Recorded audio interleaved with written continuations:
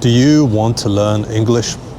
Well, in this video, you're going to learn English with the comprehensible input method, where you just watch, you listen, and you learn new vocabulary. Today, as you can see, I'm in the city of London. So I'm gonna explore the city of London. I'm going to go to Postman's Park and some other places in London. So just watch, listen, and you will learn new vocabulary just by listening. Let's go.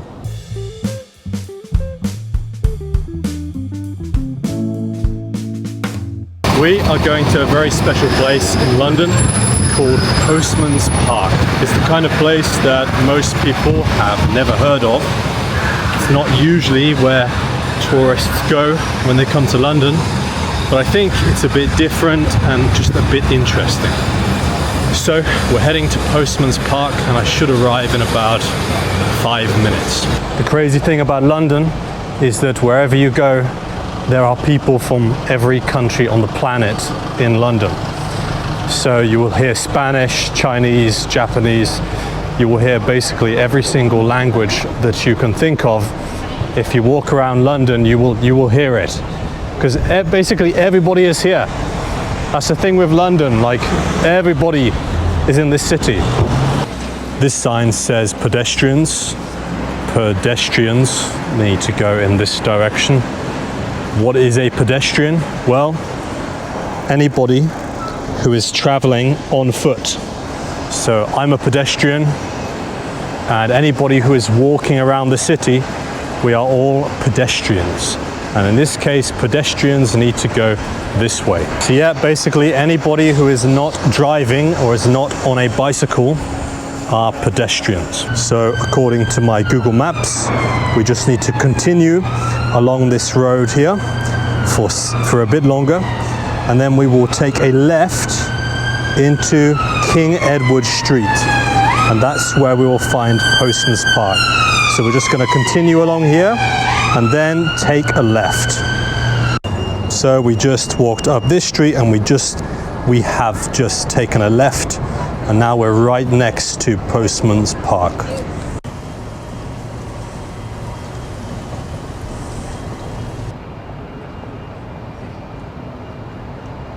We're now in Postman's Park.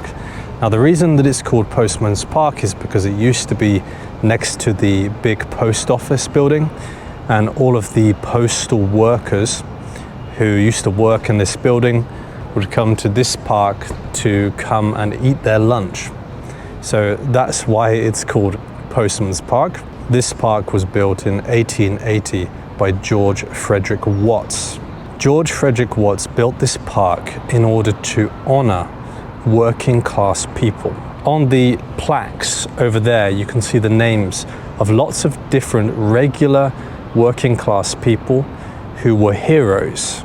They are regular working class people who sacrificed their own life in order to save somebody else's.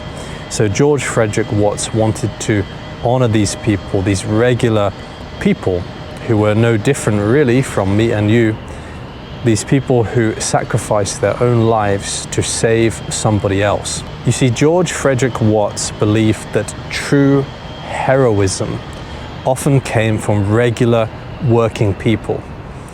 Not always famous people that you see on TV, but he believed that the true heroes among us were regular working class people, and these people were often unnamed. They were unnamed and nobody knew who they were.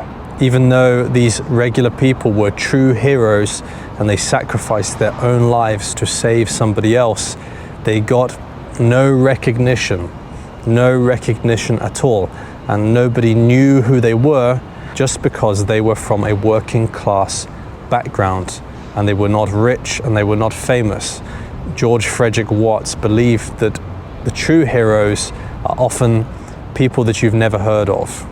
He hated greed and he hated the worship of money.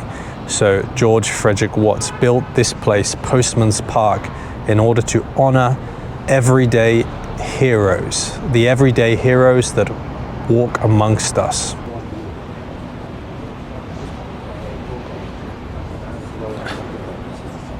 Let's take a look at this plaque here. This is the plaque of William Goodrum. What did he do? He was aged 60.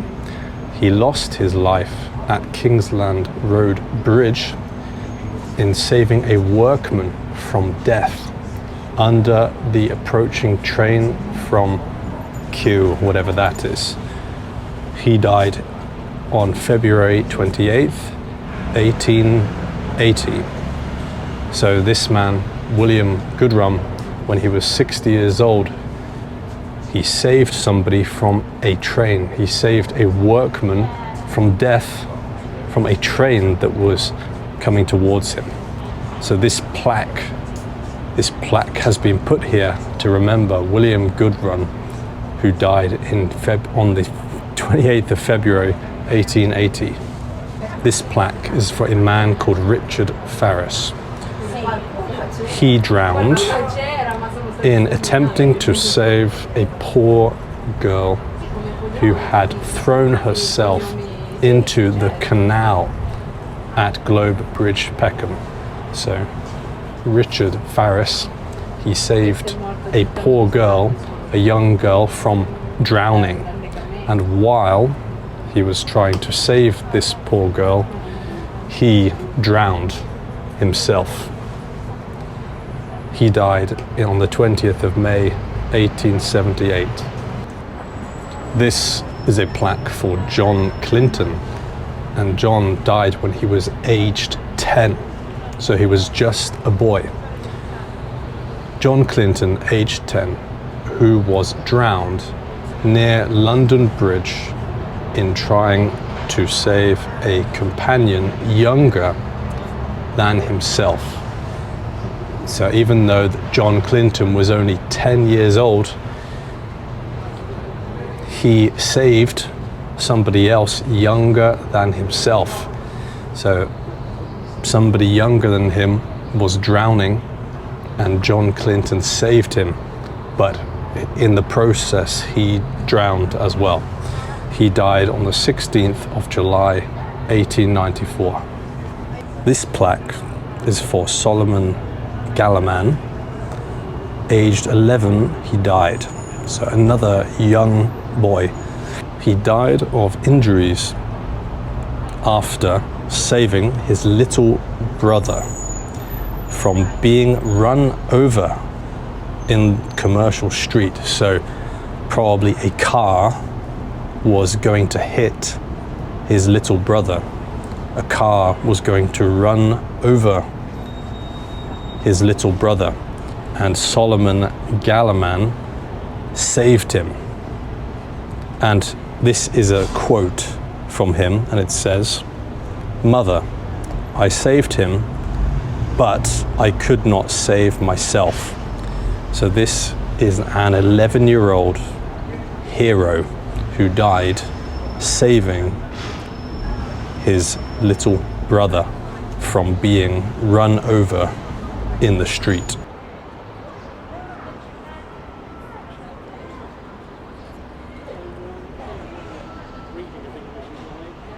So this park behind me, Postman's Park, was a really good place to honor regular people who sacrificed their lives to save somebody else.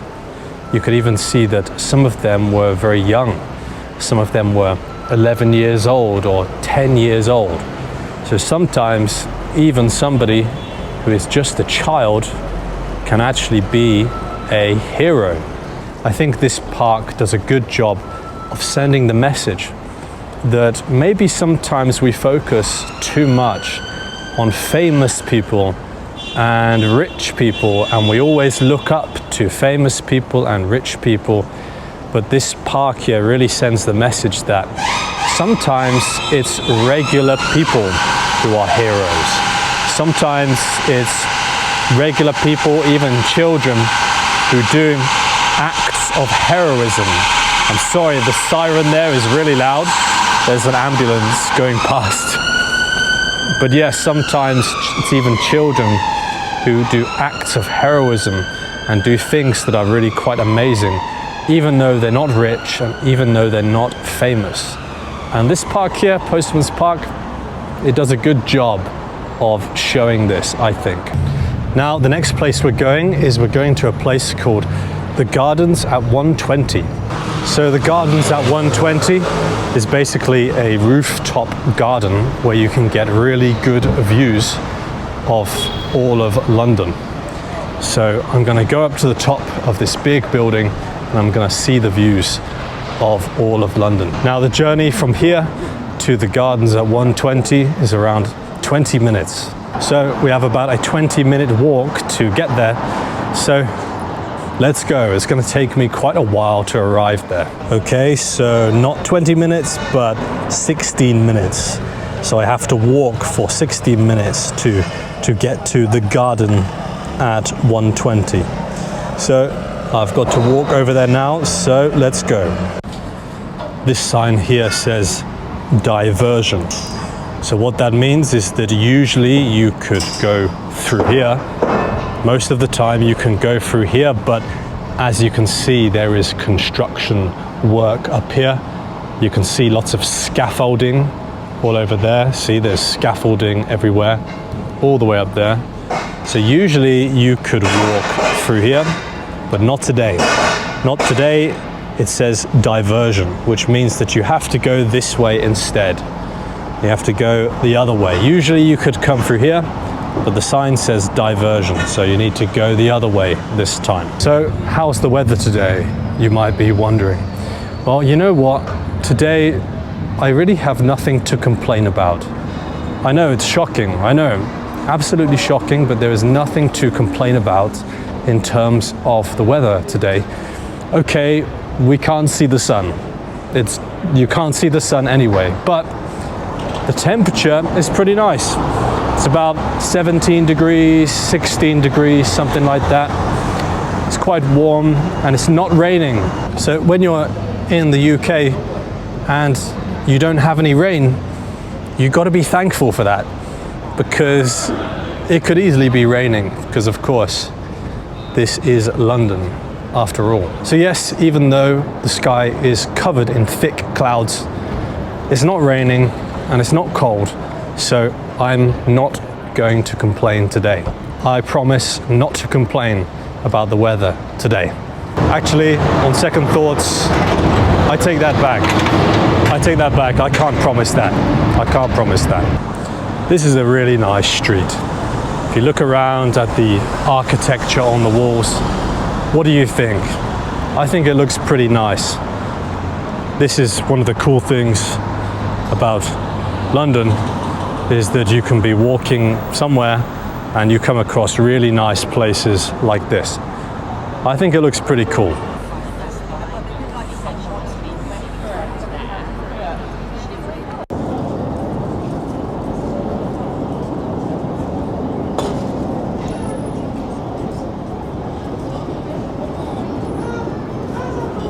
Guys, let me teach you a very important lesson about London, okay?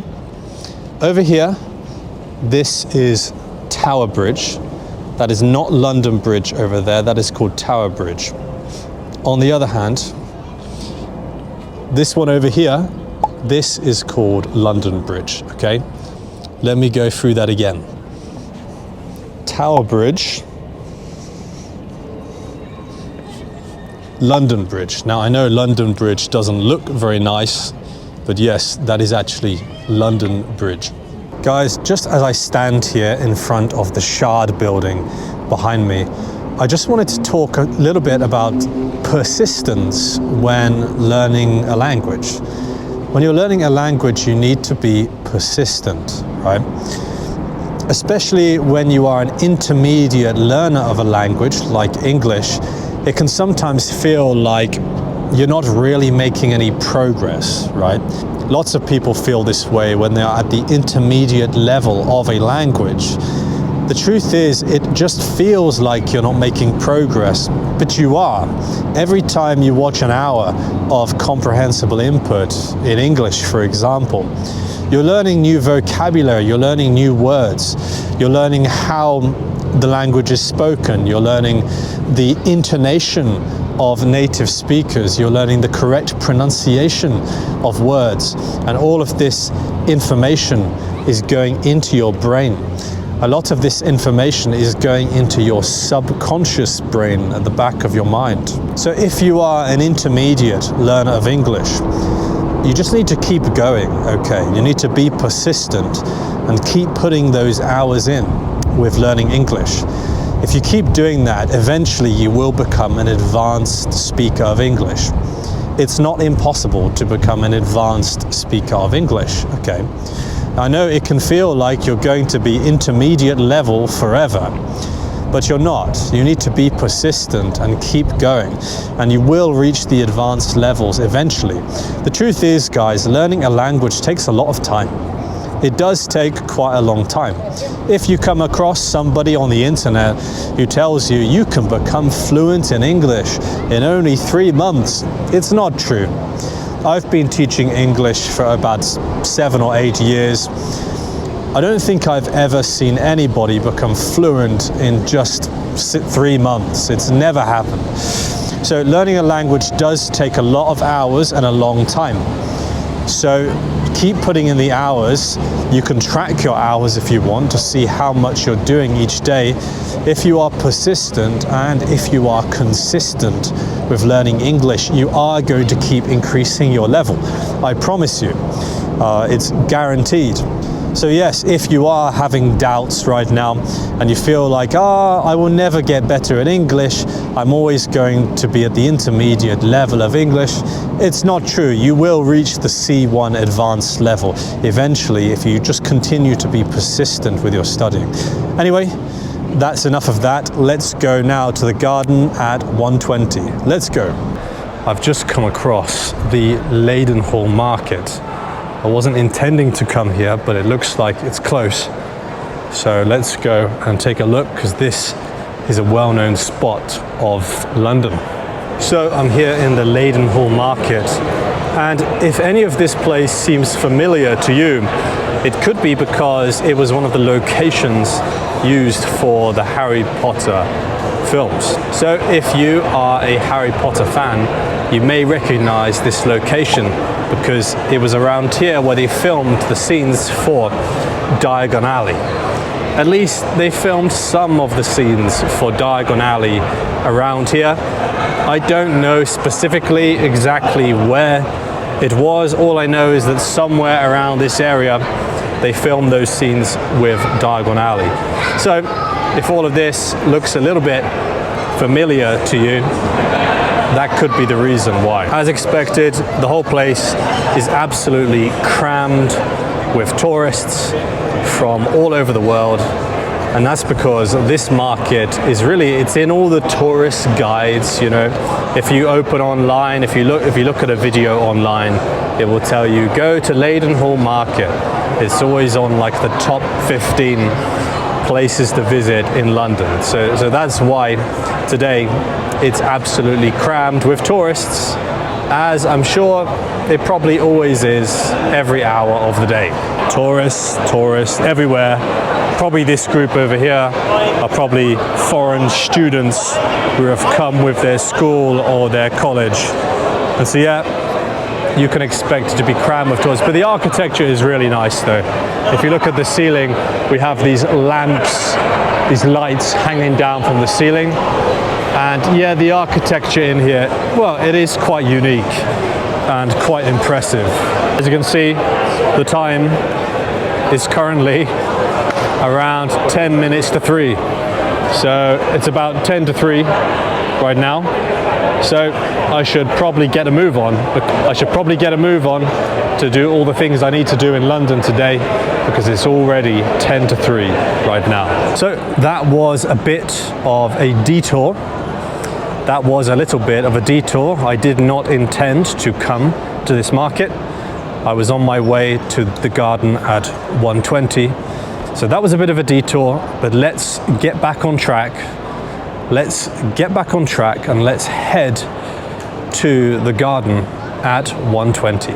Now, if you like to use YouTube to watch comprehensible input videos in English, that's good. You can watch lots of comprehensible input here on YouTube. The problem is you also need to watch ads, right? When you watch here on YouTube, you need to, in the middle of every video, usually you get one or maybe even 2 or 3 ads that you have to wait through. The ads can be 30 seconds or even 1 minute. If you want to watch comprehensible input videos in English without being interrupted by ads in the middle of the video, go on EnglishSponge.com.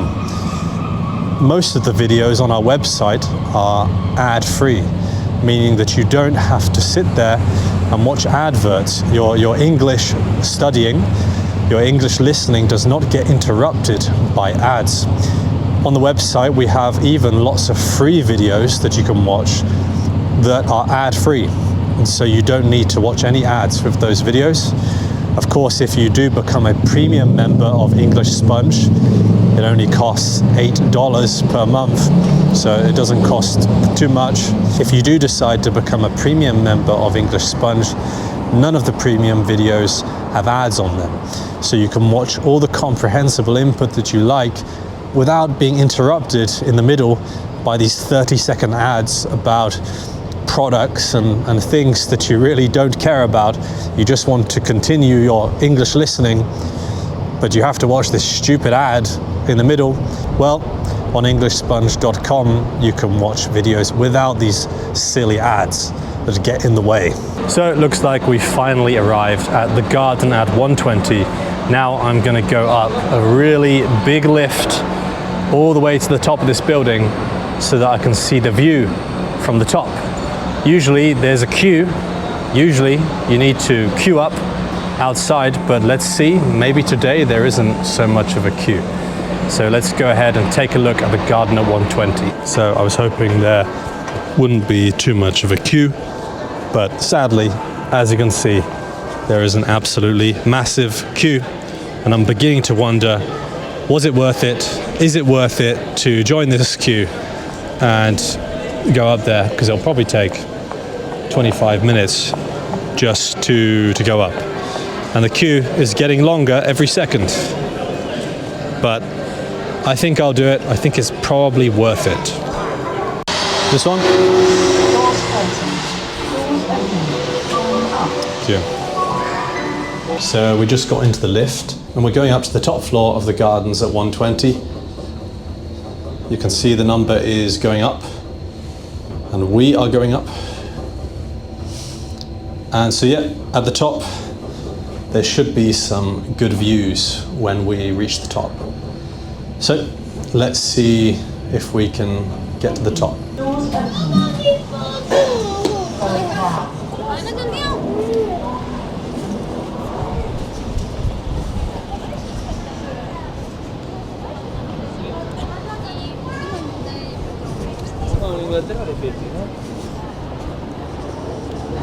So you can see we're on the 15th floor up here, and we're going to get some really good views of London from up here. So we can see London here. That building there is the Sky Garden. It's another good place you can go for a view here in London. But you can see from up here, the view is pretty amazing. You can see buildings for a long way all around London. It's a really cool view of the city up here. So, as you can see, there's a garden all around me. That's why it's called the garden at 120, because there's a garden up here. Makes sense, right?